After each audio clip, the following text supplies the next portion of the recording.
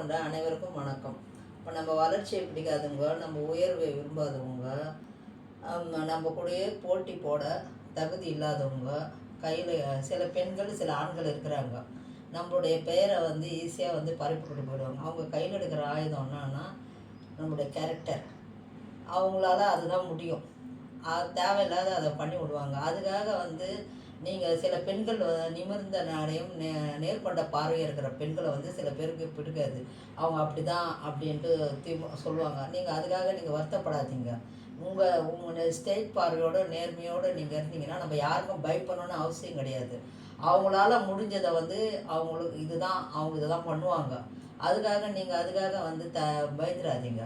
நம்ம யாருக்குமே பயப்படணும்னு அவசியமே கிடையாது. அவங்களே தேவையில்லாத பண்ணுறவங்களே பயம் இல்லாத ஊரில் சுத்த பார்த்து நம்ம தைரியமாக நேர்மையாக இருக்க பார்த்து நம்ம ஏங்க பயப்படணும்? அதனால் தைரியமாக இருக்கும். நன்றி, வணக்கம்.